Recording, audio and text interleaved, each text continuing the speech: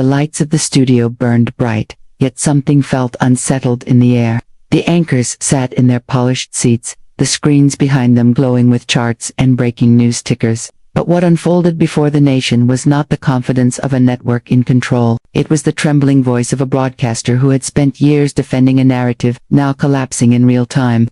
Viewers across the country saw it happen, the hesitation, the faltering tone, the awkward pauses that betrayed more truth than the polished words ever could. The moment a result flashed across the screen, the faces changed, and for a split second, the masks slipped. No amount of practiced spin could hide the weight of a disaster unfolding. As the numbers piled up, it was not simply a political loss that filled the screens, but the crumbling of an identity built around one man.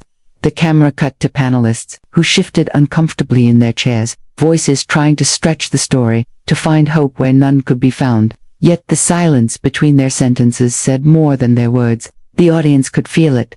Millions of eyes watching from their homes, catching the exact moment when certainty turned into panic. It was not merely television, it was history unmasking itself live. The storm grew heavier as the program continued. Instead of guiding the narrative, the anchors seemed swept away by it. Their voices quivered, their arguments stumbled, and the very foundation of their authority shook before the nation. The energy that once carried confidence now carried only fear. A disaster that belonged to one man had now spilled into the very institution that defended him. For the first time in years, the network could not dictate the story. The story dictated them. By the second wave of results, the collapse deepened. On live television, the attempt to maintain order turned into visible disarray. The graphics behind them told one story, while their strained voices tried to tell another. The cracks were no longer hidden, they stretched wide for the whole world to see. Viewers sensed it instantly, that rare shift when the powerful lose control of their own stage. The carefully orchestrated rhythm of the broadcast broke down, replaced by hesitation and hurried corrections. The newsroom that once roared with certainty now whispered with doubt. At that moment, it was not just a political figure losing ground, it was an empire unraveling in public view. The collapse was not a silent fall in the background, it was a dramatic unraveling that millions witnessed together. The glow of the television no longer carried persuasion, it carried exposure. What had been guarded for years by bold voices and unchallenged claims now fractured under the weight of undeniable reality. The anchors struggled, the panelists fumbled, and the truth spread faster than their words could cover. On live television, the collapse was complete, and no amount of spin could hide the disaster that had begun. The night carried a silence that felt heavier than words. Every screen across the nation flickered with the same message, a reality that no one in the studio could escape. What was once sold as strength now stood as defeat, and the weight of that loss hung in every corner of the broadcast. The cameras captured the panel's faces, and though the voices tried to remain steady, the eyes betrayed the truth. This was not just a political setback, it was the shattering of a promise that had been repeated for years. The walls of the studio could barely contain the tension, as if the very stage was buckling under the pressure of undeniable numbers rolling in without mercy. As the coverage continued, the unraveling grew sharper. Viewers could sense that the control once held tightly in polished hands had slipped away. Arguments sounded rehearsed yet powerless. Attempts to spin the moment collapsed under the weight of facts that refused to be bent. The audience was no longer listening to confidence. They were listening to desperation. A network that once dictated the rhythm of a nation now scrambled to keep up with the truth unfolding in real time. The once unbreakable bond between the voice on screen and the belief of the public fractured, leaving behind an emptiness that echoed across living rooms from coast to coast. The disaster for one man had become the disaster of those who defended him. His defeat was no longer his alone. It was shared by the platform that amplified him. The collapse was not hidden, not delayed, but live, unfiltered, and irreversible. It was as if a mirror had shattered in front of millions, reflecting every flaw, every hidden crack, and every moment of false certainty that had been sold as truth. No one needed to be told what had happened. They could see it, they could feel it, and they could never forget it.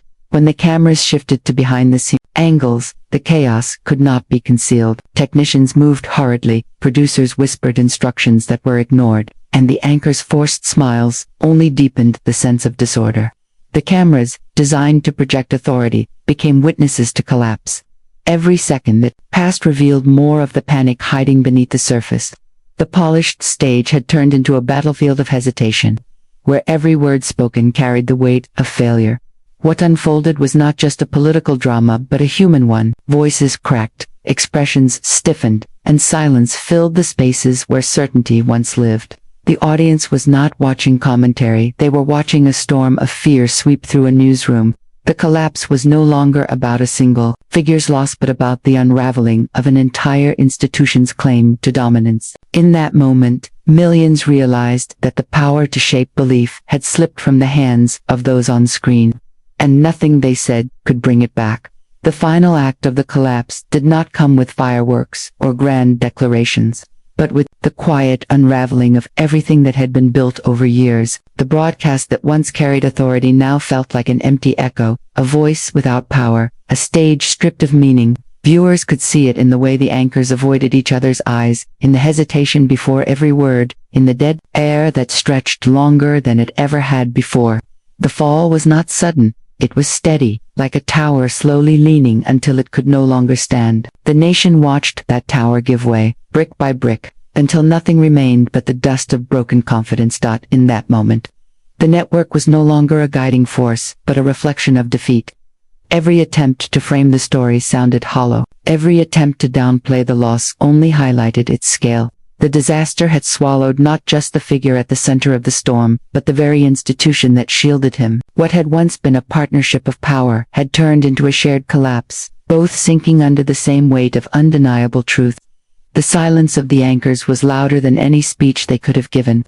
Their expressions told the story that words could not shock disbelief, and the recognition that the ground beneath them had shifted forever. The cameras did not blink, and the viewers did not look away. The power of live television is that it leaves no space for disguise, and what the world saw was an empire crumbling before their eyes. The lights of the studios still shone, the screens still flickered with graphics. The sets still looked polished, but none of it could hide the fragility that had been exposed. It was like watching a grand stage performance suddenly interrupted, the curtain ripped down mid-scene revealing the trembling actors behind it. The illusion was gone, and once it disappeared, it could never return with the same force. The collapse was not measured only in ratings or headlines but in the hearts of the people who once trusted every word spoken from that desk. Trust, once broken, rarely repairs, and millions felt the break that night. They witnessed the fall not as passive spectators, but as participants in a moment that shifted the narrative of an entire era. What was lost could not be regained, because the collapse had been too public, too raw, too real. When the final segment ended, and the cameras faded to black, it was not closure that remained, but a silence that spoke volumes. The network would continue, the anchors would return, the stories would go on, but the aura of invincibility was gone forever. The image of strength had crumbled into dust, leaving behind only the memory of a night when collapse unfolded live, and nothing could stop it. That was the end of the empire, as it had been known, an end broadcast to the world, undeniable and unforgettable.